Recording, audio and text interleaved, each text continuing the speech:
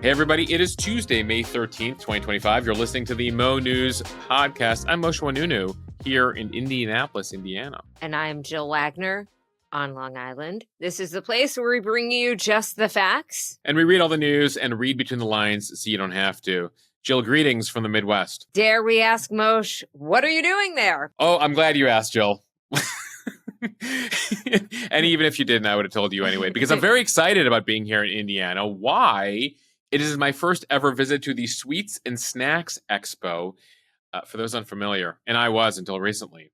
This is the annual convention where all the candy makers, snack makers, people who make sweets, snacks, all the fun stuff that, you know, we munch on during the day and sometimes late at night, they come together to roll out all their new innovations. So if you're familiar with the Consumer Electronics Show in Vegas every year, where they roll out like these brand new TVs and brand new electronics, this is the sweet and snacks equivalent of it. So last night, I attended the Most Innovative New Product Awards, and they had a whole bunch of categories like gummies, salty snacks, nuts, chocolate, and some of the cool innovations happening in this sector, Jill. I was told when I came here to bring an extra suitcase, which implies I'll be going home with a lot of free snacks. Which means I'll see you in the office, Mo. Jill now has a reason to come to the office. Finally! Jill's like, I enjoy working from home until Moshe said that he's getting a year's supply of chocolate and candy for this convention. Anyway, we'll be here. We appreciate the folks at the National Confectioners Association for bringing us out here. Jill, they have the fun Instagram handle Candy USA. A lot to come here in the coming days, but we are going to be really at the cutting edge here at the Mo News podcast and you, the listener, on what is happening in chocolate, what's happening in snacks, what's happening in sweets and candy. And, you know, we want to make sure that you have a comprehensive knowledge of the most important things happening in the world. And that's why I came here to Indiana, Jill. It's very cool, and I don't want to take anything away from you. But my friend Dana Pollock, who is in the business. What okay? a setup. What a setup. Jill's about to say, like, Moshe, you're wasting your time there. Like, it's not. No, she exciting. Went last year, and I actually had her on the podcast, and it's very cool. She talked about the trends and basically what we're going to see on the store shelves in the next 12 months. So it's a very cool glimpse at the future of candy and all things sweet. So I, for one, am looking forward to what your favorite stuff is and what you think is going to basically be the biggest trends that we're going to see in the next few months. There you go. It's an important follow-up to last year's story then. And in the same way that we read all the news and read between the lines so you don't have to, I will eat all the candy and eat all the chocolate and will tell you about it so you don't have to. And come back with a bellyache. Actually, they told me, they're like, reminder, eat proper meals before you come to the convention floor, because otherwise you're going to feel sick. All right, I am excited to get a full report, Moshe. But for now, let's get to some headlines. The U.S. and China reach a deal to cut tariffs, at least temporarily. But what comes next? President Trump also trying to force pharma companies to sell drugs to Americans at the lower prices that some other countries pay. We'll tell you about it. And whether this executive order has any teeth to it. To the Middle East, the last living American hostage is finally free after more than 540 days in Hamas captivity. What it means for the remaining hostages and what comes next. A follow-up on that luxury plane Qatar is gifting President Trump. Well, Trump says that he would be, quote, stupid to not accept it. Yeah, he got very defensive about it yesterday, Jill. Still a lot of questions about whether this thing will actually fly here and whether it will actually be used by the president. More travel misery at Newark Airport and now Atlanta airports. The major airlines set to meet in Washington, D.C. this week. Jill, another tech outage in the last 48 hours. I hope you're not flying into Newark. Jill, I exclusively fly to LaGuardia. It's the most convenient New York airport to me. A big fight erupts on Capitol Hill. Republicans have proposed a plan to cut $715 billion in Medicaid spending. So how many people could lose their health insurance? And how realistic is this, given there's going to be this big internal fight just among Republicans about this? And Sean Diddy Combs' trial is underway in New York City with firsthand accounts of his alleged abuse of his ex-girlfriend. Plus, Moshe is on this day in history. Jill will tell you how the invention of the table knife came about on this day in history. Not one you think about. You usually take that for granted. We have, but until 1637, they didn't. I'll explain. Okay, let's start with the biggest economic story in the world right now. We got details Monday on that tentative agreement between the United States and China made this weekend to suspend the most extreme tariffs on each other's goods. The current deal runs for an initial 90-day period while trade talks continue. So the major headlines here, the U.S. will be reducing its tariffs on Chinese imports from 145% to 30%. China, in turn, will lower its tariffs on American goods from 125% to 10%. The changes are set to take place by tomorrow. It follows a weekend of negotiations in Switzerland led by U.S. Treasury Secretary Scott Bessent with his Chinese counterparts. Here's President Trump announcing the news on Monday. Because if you think about it, we opened up our country to China. They have very few restrictions. And they didn't open their country to us. Never made sense to me. It's not fair. And they've agreed to open China, fully open China. And I think it's going to be fantastic for China. I think it's going to be fantastic for us. And I think it's going to be great for unification and peace. The 145% tariffs brought most trade between China and the United States to a standstill, effectively a trade embargo. They caused companies to reroute business globally, importing less from China and more from other countries like Mexico and Vietnam. They also forced Chinese factories to shutter and brought some American importers to the verge of bankruptcy. We heard from a lot of members of the Mo News community who said that they were on the verge of shutting down their businesses, unable to pay the tariffs or find alternative products or materials or parts from other countries, which they needed to do to stay in business. Remember, so much of what we depend on is currently made in China, even if it's not necessarily the final product. It's some of the fabrics or other parts that you need to make those products. Yeah, Jill, all the widgets, paddywhack, knickknacks, all the various things they make in China that, make things go. I mean, batteries, for instance, like we were worried about battery shortages coming up down to the AAAs and AAs through car batteries and other items that come out of China and come through the supply chain there. And that was a bit of Trump's argument here. That was a bit of the rationale behind these tariffs, which is we depend too much on China for too many important things and we need to recalibrate. So what did he do about it? Well, this version of shock therapy of the global economy, these like massive tariffs. But this is the thing.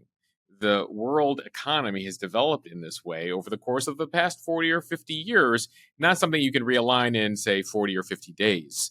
And so ultimately, China is still the workshop of the world. And there were major concerns here that effectively this trade embargo between economy number one and economy number two was going to lead to a supply chain collapse, major shortages on shelves. Remember on this podcast, we were saying like, hey, you might want to get your school supplies now. You might want to start thinking about Christmas gifts now, because so much of what we depend on, again, as you go through the aisles of a Walmart or a Target, etc., if it's not made in China, the stuff that goes into it is made in China. And so effectively, they walked back from the brink here this weekend. This is obviously a major de-escalation in the trade war. Again, still 30% tariffs on Chinese goods. Higher than we've ever seen before, but lower than 145%. So people are breathing a sigh of relief. Each country was at about 20% going into this latest round of the trade war. And then we went up to 145 and 125 respectively. We're both now going back from the brink, at least for 90 days. It is a relief, but still high for a number of folks. What a final deal here looks like, unclear. Now, as far as what Trump vowed in that soundbite that you played, Jill, that China is now open, well, that's not clear here. China's deal is this. They like to export, not import. Trump says they're open for business. Are they open for business? Will it continue to be as difficult as it has been to get into China? Will there be follow-up here? Important context, Jill. Trump-China trade war one that happened during the first term ended with a deal in 2018, but it is a deal we did not hold China to account for. There were promises made by the Chinese. Now, the Trump administration says, well, that was Biden's fault. Biden did not follow up with the Chinese, did not hold them to their promises. But there is some blame to also go on the first Trump administration in terms of holding China to account. So Trump has launched a bunch of these trade measures. He has brought them back down from the brink. We have the preliminary UK deal. We have a preliminary China deal. When these will be finalized is unclear, and when we'll see more deals also unclear, but they were celebrating on Wall Street. Yeah, the market's ripping on the news. The Dow jumped more than 1,000 points. The S&P 500 up 3%. The NASDAQ gained more than 4%. Now, as for some of the details here, during the initial 90-day cooling off period, the U.S. and China will continue to talk about a broader range of economic issues, including opening up China to U.S. businesses and deals for China to purchase more American goods. Hard to see that happening, Moshe, but I guess we'll see. Yeah, that's the thing. What are we producing in America that China is going to buy that the average Chinese person can afford, and whether the Chinese government is actually going to allow foreign products to be bought? That's the thing about China. It's like they sell to the world and they buy their own stuff. And, again, this would be a complete remaking in terms of how China approaches its economy and the global economy. But a lot of very positive, optimistic talk from the president yesterday. Forgetting even products like in the sense of like factory products, even technology. We talk all the time about TikTok, and America wants to ban TikTok. And a lot of people point out you can't get Facebook or Instagram or Snapchat or any American technology in China. So it's not even necessarily just about, physical products. Yeah, that's the thing. China just closes off the world to itself, but the rest of the world opens itself up to China. So there are merits here, even among some major Trump critics. They say, listen, there are merits to Trump's argument here. Some of the people who've been complaining about China for years are named Nancy Pelosi and Chuck Schumer and some of those folks. They just didn't like his cure. I think everyone agrees on the problem and agrees that there needs to be a solution, but Trump's prescription for it was not popular among Democrats and also not popular on Wall Street and not popular among some of his supporters. So we're going to closely watch these negotiations. Again, there's this pop off the good news, this relief in the market. Trump has implied that even if there's no deal by the end of the 90 days, tariffs would go back up, but not to the numbers that we saw in recent weeks here. And as for some of you who are waiting to order things from China again, the tariff should be dropped within the next 24 hours here. They gave themselves tomorrow as the deadline. More news from Washington Monday. President Trump signed an executive order that sets a 30-day deadline for drug makers to voluntarily cut prescription drug prices in the United States to levels paid by other high-income countries. The order calls on the Department of Health and Human Services to negotiate these new drug prices over the next month. Moshe, this is something we've talked about before. Brand name drug prices in the United States are about 3 times as high on average as those in other countries. And depending on the drug and the country, it could be even higher. With his executive order, Trump opted not to propose measures that could have had more teeth, like calling for his administration to work with Congress on actual legislation, imagine that, or writing regulations to change how government health programs pay for some drugs. So critics say that the executive order is more like an aspirational statement than a serious attempt at a policy change. The issue for Trump, though, is that a lot of Republican lawmakers oppose putting controls on these pharmaceutical companies and on drug prices. At the same time, though, President Trump has been extremely critical of the current system, again, where these pharmaceutical companies charge the United States significantly higher prices than the rest of the world.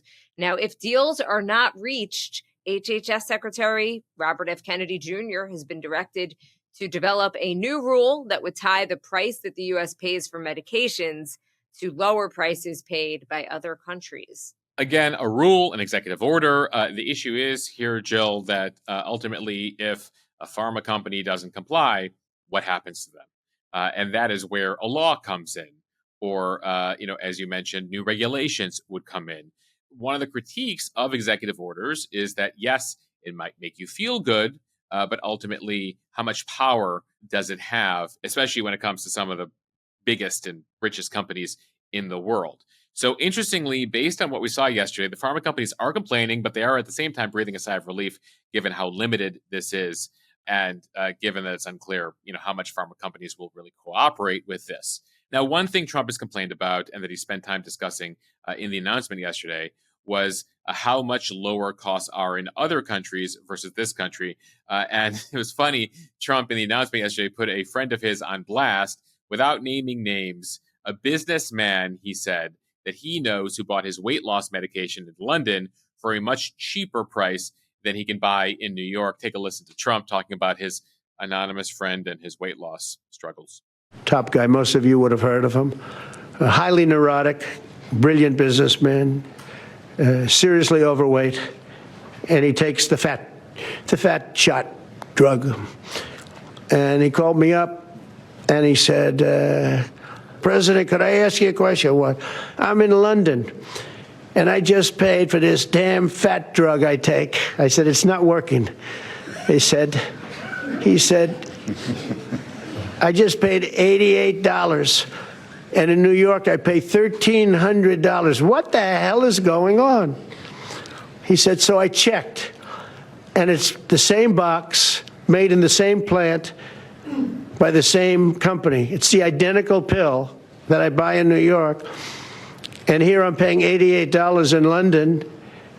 In New York, I'm paying $1,300. Trump said he brought his friend's experience up with drug companies, and he said drug companies said they can no longer justify the price difference. So one example there from the president and his anonymous friend. Yeah, we're going to need a name. If I dig around, it's probably out there. Some people were joking online. They're like, Mr. President, you didn't have permission to share my story. It's clear the president is referring to Ozempic or Wegovy, but Trump was calling it a fat drug in the statement, which is definitely not what they call GLP-1s these days. No. No. But President Trump never wanted to be politically correct. No, so. He just goes, he's going to go with the The description. fat drug. It's the fat drug. He went to London and the fat drug. It's so much cheaper over there. Now, Trump has a point to make. Things are much cheaper in these European countries than in the U.S. Jill will get to that in a second as to why that is. But Trump was like, listen, I also want you to increase your prices in European countries. We should mention Trump has no power to force companies to increase their prices in Europe, but that is something that he very much is frustrated by, why things are cheaper in Europe versus the U.S. Trump did threaten to use trade policy to push European countries to pay more for prescription drugs. So basically force them to create their own policies, forcing their own people to pay more for drugs. Again, it's not clear if or how that would happen. Drug companies are already locked into contracts with governments, and higher prices in Europe, again, won't necessarily lead to cheaper prices here in the U.S. I'm sure the Europeans are thrilled with that idea. But they're like, wait, what Leave are we us supposed alone. to do? Like tariffs. He's like, you need to charge more for the fat drug so we can pay less for the fat drug, Europe. Moshe, do you want to mention drug makers typically design their business strategy around the substantial profits that they bring in from the United States? Pharma companies argue that the higher U.S. prices come with added benefits. Americans get medications faster and with fewer insurance restrictions than in other countries. In other wealthy countries, the government generally pays for prescription drugs for the entire population, meaning that they negotiate substantial discounts from drug makers directly. Meanwhile, in the U.S., the government has very little formal involvement in setting drug prices, other than that Biden-era program for a limited number of drugs in Medicare. The Trump administration is now overseeing that program. Yeah, so that was a big deal in the last administration. Biden trying to start negotiating for Medicare, which is a government program, so they can negotiate those prices. That was a big deal. But remember, the system here, not simple. In Europe, again, you have these state-funded healthcare system. Here, you have the drug manufacturers, you have the pharmacies. In between there, you have the insurance companies, and then what they call the pharmacy benefit managers. Again, another middleman that negotiate the prices here. Now, there's a lot of critics of the PBMs, these pharmacy benefit managers. Again, this executive order doesn't deal with that either. So again, there are some issues here that people believe that this executive order really is more bark than bite in terms of just headline, but won't really have that much of an impact. But we'll see what sort of accountability measures they have here. The pharma lobby, despite the fact this wasn't the worst case scenario, still pushing back, saying this is a bad deal for American patients. They argue that lower profits for pharma companies would lead to less money invested in research to develop new drugs. So you Americans will suffer if you pay less for drugs because we won't be able to produce more drugs for you. Even though when you look at their quarterly statements, they have been making some record profits of late, pharma companies. You will also, Jill, see likely lawsuits in all of this. Pharma companies have a lot of lawyers, and potentially if there are actual ramifications or they want to abide by this, they might file lawsuits saying this goes against the law in various courts. So look out for that as well. It was something they certainly fought against Biden when he tried to just negotiate prices for Medicare. We have seen lawsuits in the past related to attempts to force pharma to do certain things. So This is something we will watch for. We do expect that HHS Secretary Kennedy and other top leaders will be meeting with drug company executives over the next month to discuss these prices. And so we'll see what comes of those. Time for the speed read from ABC News. American-Israeli hostage Idan Alexander, who's been held captive by Hamas in Gaza for more than 580 days, was released on Monday. It came after successful negotiations between the United States and Hamas. And there's a lot of reporting that Israel felt perhaps they were being sidelined through these talks. Yeah, frustration in Jerusalem about this. The Red Cross, meanwhile, transferred Alexander from Gaza to southern Israel, where he underwent a medical assessment before being reunited with his family. Also most notable that this transfer from Hamas to the Red Cross happened without the big propaganda ceremonies that we have seen with the other hostages, where they basically parade these hostages in front of mobs of Hamas supporters, making them smile and wave to the crowds. Alexander got to speak to his mother by phone for the first time while he was in the Israeli convoy being transferred back to Israel, and then he was eventually reunited with his family. His parents say that if his medical condition allows it, that he will travel to Qatar on Wednesday to meet President Trump. Idan Alexander is 21 years old. He was the last living American citizen still believed to be held hostage by Hamas. He is from Tenafly, New Jersey. He moved to Israel at the age of 18 and was serving in the IDF when he was captured from his base during the October 7th attack in 2023. His supporters gathered not only in Tel Aviv, but also in his hometown of Tenafly, New Jersey, as early as 5 a.m. on Monday morning to celebrate his release. Yeah, they were letting kids out of school. The whole community was gathered in Tenafly celebrating. Posters have been up. His family's been fighting for this since the beginning, Jill. So sigh of relief there. At the same time, 58 hostages remain in Gaza. It is believed that just under half of them are still alive. And that's one of the questions here is, will this lead to another deal or more releases? This in particular was basically a Hamas olive branch to Trump, knowing that he's in the Middle East this week doing his trip, his swing through the Gulf states. And they were hoping to potentially build some goodwill, if you could say there's goodwill between Hamas and Trump, because one of the issues that they're facing here is that they're effectively ready to release all the hostages for a certain number of prisoners, but they want a complete end to the war, and they also want a situation where Hamas continues to remain in charge of Gaza. As far as Netanyahu and the Israeli government is concerned, that is a no-go. They also want to end the war, but they do not want Hamas to run Gaza ever again. And so we're stuck in this situation here. You have a majority of Israelis that are like, yeah, we're also ready to end the war. You know, we feel that you've done more than enough damage to Gaza and Hamas, and it is important to bring home whoever is left that's still alive after more than 580 days being held hostage. Now, at the same time, Hamas did not give the U.S. everything they wanted here. They also wanted Hamas, as part of this deal, to release the remains of 4 dead American hostages that are still being held in Gaza. As we told you, the majority of remaining hostages, sadly, are no longer alive. But that did not happen as part of the deal. Hamas did not release the remains of those 4 Americans. Keep in mind, the way Hamas views things is whether they have hostages who are dead or alive, they view them all as leverage, as items they can exchange for Palestinian prisoners or other concessions. So they hold on to both the living and the dead there for a potential exchange. Jill, we did get some details yesterday in his initial interview of what Alexander went through during his time being held hostage. Pretty horrific. He said he was tortured, held in a cage, chained up by his hands and his legs, long periods with no food. He's relearning to walk again. And in recent weeks, he says he was getting more food, as I guess Hamas was anticipating releasing him.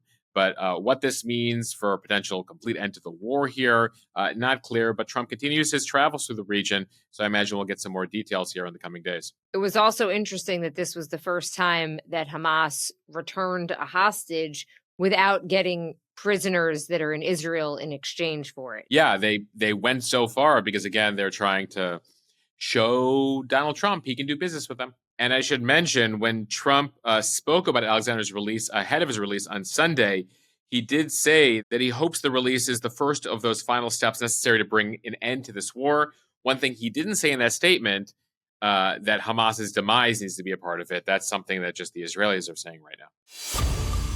From the New York Times, a follow-up to the story we told you about yesterday about President Trump looking to get a free plane from the country of Qatar. Well, Trump dismissed any ethical concerns Monday about accepting a $400 million luxury jet from Qatar to be used as a new Air Force One. He said it is on the level to get a free plane and basically blamed Boeing and delays with delivering new presidential jets as the reason he needed the donation. Well, I think what happens with the plane is that, we're very disappointed that it's taking Boeing so long to build a new Air Force One. We have an Air Force One that's 40 years old. Trump called the gift from Qatar a, quote, great gesture and said that he believes that Qatar offered the plane because the U.S. keeps Qatar and other Gulf countries safe.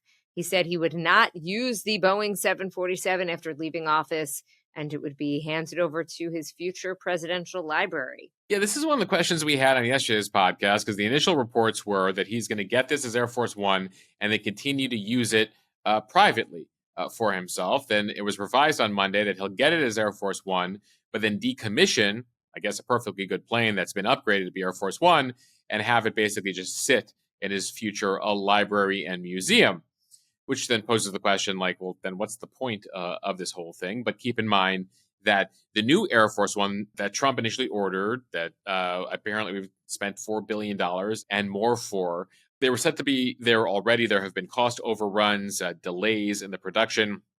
Now Boeing is like, we can get it to you by 2027, this new plane. And this is a big thing for Trump. He wants a new plane. He doesn't like this 90s era Air Force One. And this is apparently a very snazzy plane. Jill, photos are out of the Qatari upgrade to this plane. It is literally built for a king, because you have a king in Qatar, or an emir, I should say. And so Trump likes it. He likes the gold finishings. He likes the curvy staircase. He toured this when it was parked in Palm Beach a few years ago. And Jill, he got very defensive yesterday when he asked about this. In fact, he called one reporter stupid for even posing the question, hey, are there ethical concerns about getting a $400 million plane from a foreign government that gives money to Hamas, has some questionable connections, etc.? And he's like, what are you kidding me? Take a listen to this. I think that was a very nice gesture. Now, I could be a stupid person and say, oh, no, we don't want a free plane. We give free things out. We'll take one, too. So, Jill, you're stupid if you don't take the free plane. I just want that to be very clear here. He made a reference to a golfing analogy from Sam Snead, the golfer, in reference to accepting a free putt during a round, suggesting that following the rules when you don't have to is foolish. I will say I did understand what he was talking about with the Sam Snead, as somebody who does attempt to play golf every once in a while. You take the free free putt. You don't have to do it, and then on the chance that you might actually miss it. Yeah, though in this case, you have a few issues, Jill. This is not a putt, though. This is not a putt, because we have one thing in the Constitution called the Emoluments Clause. Literally, you cannot take gifts from a foreign king or foreign government. We have anti-bribery laws. We also have the Foreign Gifts and Decorations Act. I mean, there's multiple laws here that people are I don't know how he's going to get around this. Now, his own Justice Department's nope, totally kosher. We can totally take this. But Jill, there's laws, there's ethics, and then there's optics, right? Three different categories of things you can take a look at here. And it does come as his business. The Trump organization, now run by his sons, Eric and Don Jr., is doing a lot of business with Qatar recently. Eric was actually just there just a few weeks ago, and they have a $5 billion development and golf course they're building in Qatar. So it's so interesting because it does come after years of Republicans going after Joe Biden on Hunter Biden and, his work for the Ukrainian energy company and his work potentially in China, using his dad's connections. And those were numbers in the millions. In the single digit millions. The numbers here are in the billions. So you'd have Democrats being wait, Hunter, what? This is next level stuff. You also have Republicans behind the scenes saying yeah, this isn't great. But Trump, very defensive on this. But Jill, given the optics here, given the ethics here, given the laws here, that's one issue. And then there's the logistics of all of it, because keep in mind that a lot of stuff on Air Force One is classified, but there's an understanding that it has an anti-missile system. It has a radar blocking technology. That it has, we know this, mid-air refueling technology, because it's meant to be able to have a president during a war or some situation fly just continuously in the air. Those are all things that would have to be upgraded to this Qatari jet. On top of that, there's a concern about foreign listening devices and security. They're going to have to rip that plane apart, take it apart piece by piece and inspect it. to make sure that it has no bugs and there's no issues there. So there would be a lot here. It would cost there would be a cost. At the end of the day, the plane ain't free. The plane is free, but it ain't going to be free over time. And by then, does Boeing have the Air Force One that's been designed for the president and that they've already built a version of? Will that be ready? So just a lot of questions here, but one of those interesting stories that, again, wasn't in our 2025 bingo card, right? Speaking of aviation, from NBC News, the misery at Newark Airport continues. For the third time in a month, there was an equipment problem impacting the airport. The FAA slowed traffic in and out of that major New York City area hub again on Sunday because of a telecommunications issue at an air traffic control facility that guides flights in and out of Newark. The backup system worked as intended, but the FAA slowed traffic to make sure that it was still stable.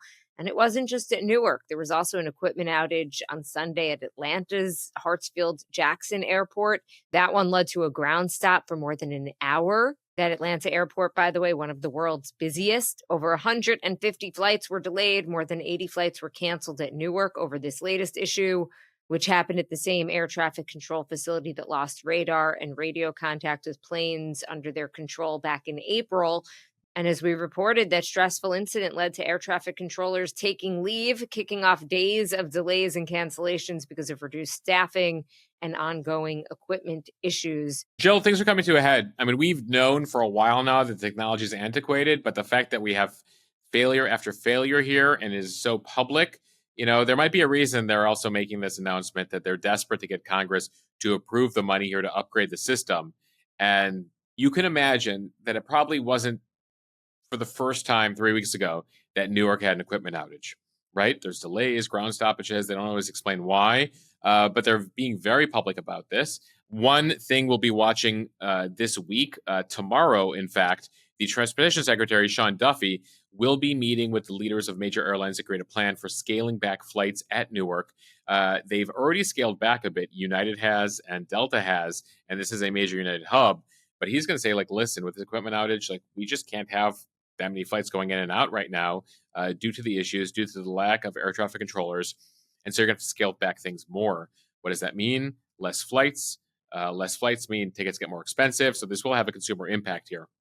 It also means less profits for the airlines, potentially, depending on how many flights they have to cancel here. He did announce, we mentioned yesterday, this plan to modernize the system. That's a 4-year plan, if approved very quickly and moved on aggressively. So as we were just talking about this story, I was looking on the FAA page to see if they were hiring air traffic controllers. And it actually says the application window is now closed. And I'm looking at some of the requirements here, and you do have to be younger than 31. So interesting. I get it. I get why they're having some concerns about age, but given the shortages, they might want to consider raising that age limit. And also looks like they're no longer hiring anybody. Yeah, it's a high-stress position. Jill, retirement age for air traffic controllers, 56. So we'll see if they change that in the interim as they continue to have retirements, and they haven't been able to fill all the seats yet. Okay, back to Washington from Politico. House Republicans have released a key portion of their budget bill, which outlines their proposed cuts to Medicaid. Medicaid is the federal state program that provides comprehensive health and long-term care to about 83 million low-income people across the U.S. The bill would make spending cuts on Medicaid through policies like stricter eligibility verification, citizenship checks, tougher screenings on providers who get reimbursed through Medicaid, and funding cuts to states that offer coverage to residents who are in the U.S. illegally. The bill does not include some of the more dramatic changes to Medicaid that Republicans had considered, but it would require able-bodied adults to work at least 80 hours per month in order to receive Medicaid. It also cuts federal funding for Planned Parenthood and bans the use of Medicaid for gender-affirming care for kids. While cuts to Medicaid are extremely controversial, given how popular the program is, at the same time, this bill doesn't go far enough for some of the far-right conservative Republicans. Right. On the right, they want more work requirements. Right now, this bill has a work requirement of about 80 hours a month. Some Republicans want even more than that for people to get Medicaid. And then on the left and in the middle, They're like, no, don't touch Medicaid. It is way too popular in my district. I have way too many people who vote in my district who are on Medicaid. And so you have this issue and you have had this fight within the Republican Party where Trump has said, like, listen, I'm not touching Medicaid. Like, I know that it could be a death sentence for us when it comes to midterm elections next year. You've also heard Republicans, Josh Hawley, a senator from Missouri, very conservative guy.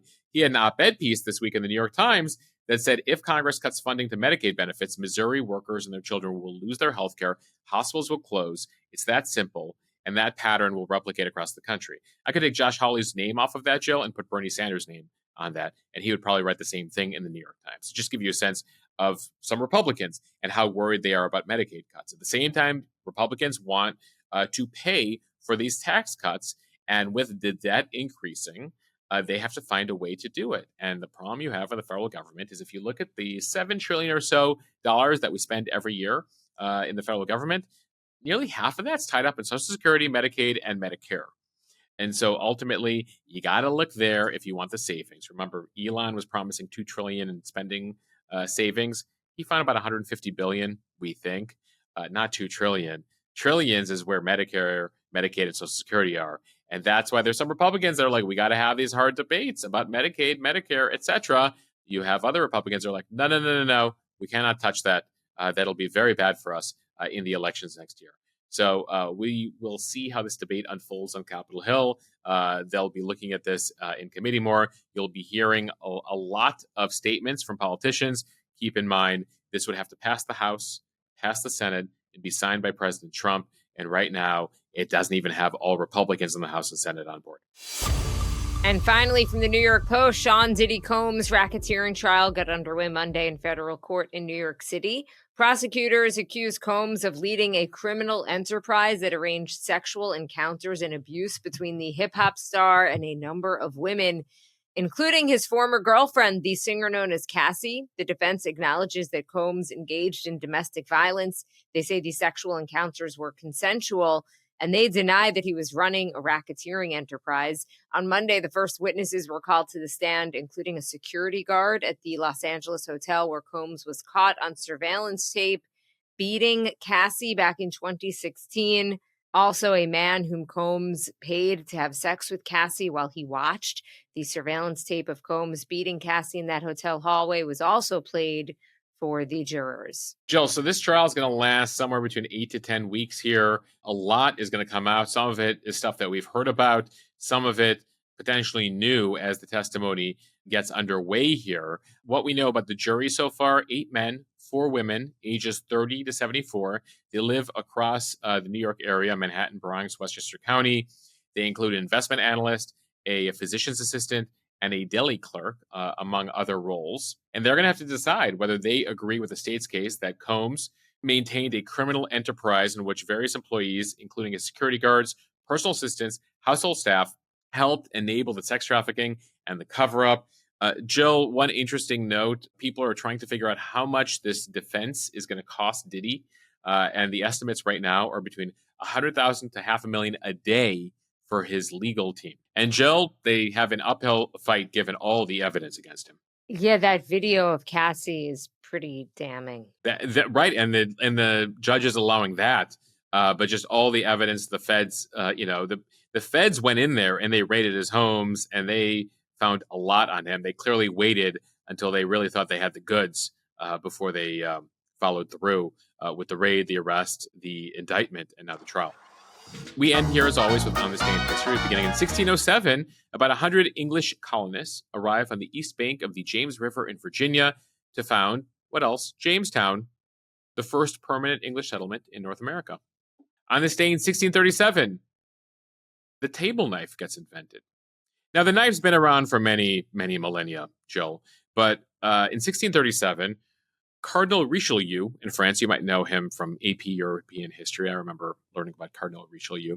Well, he would get annoyed at people he'd had dinner with who were stabbing their daggers into chunks of meat and also were using those daggers, using those very sharp knives to pick their teeth at the end of the meal. And he was like, no. I will not eat a meal with this sort of brutish behavior.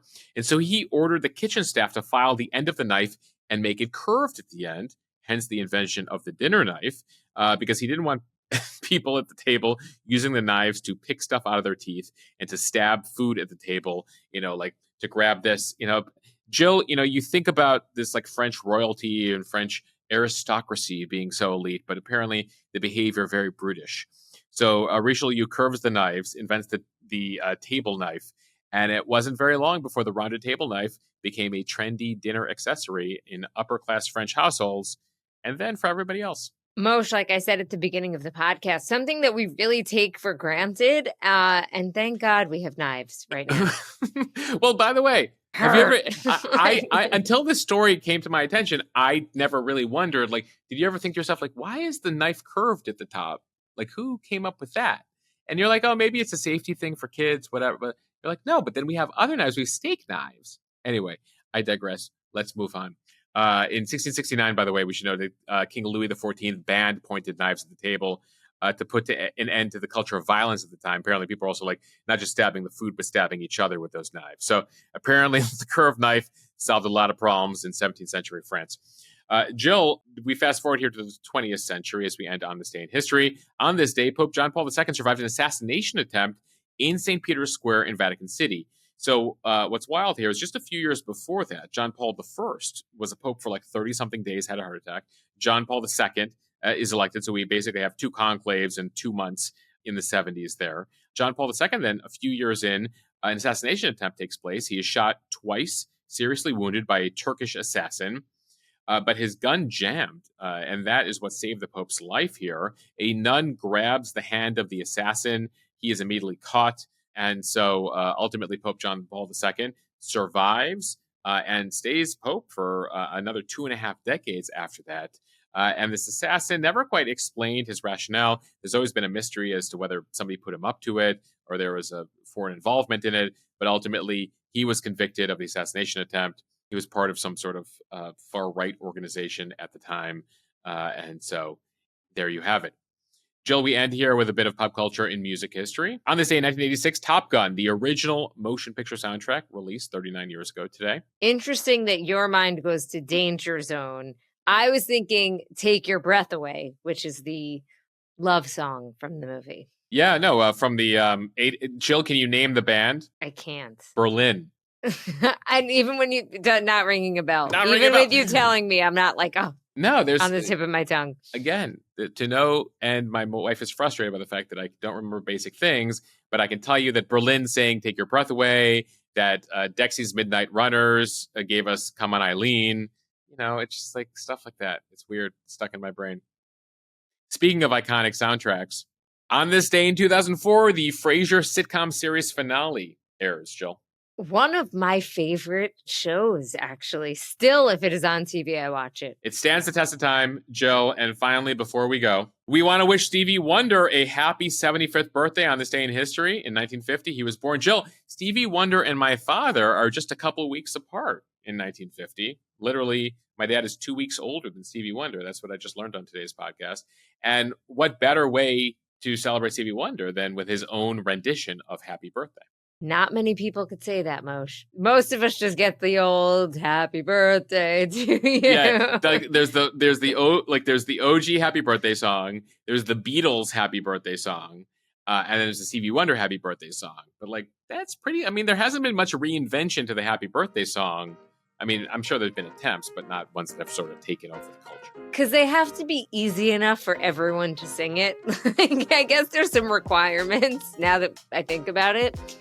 All right, it's your birthday. But that's just not effective if you're like standing in front of a cake, It just doesn't work. At what point do you blow the candles out? The song is too long. You can't have a 3-minute with 2 choruses and 2 verses. It's too much. The wax is melting on the icing. Okay, we gotta go. Thank you guys for listening to the Mo News podcast. If you like what you hear, please share this with your friends. It does help us grow. Follow us, subscribe so you don't miss an episode, and all of those reviews really do help as well. So thanks, everyone. Thanks, all. Thanks for listening to the Mo News podcast. Have a fantastic day. I hope you enjoyed.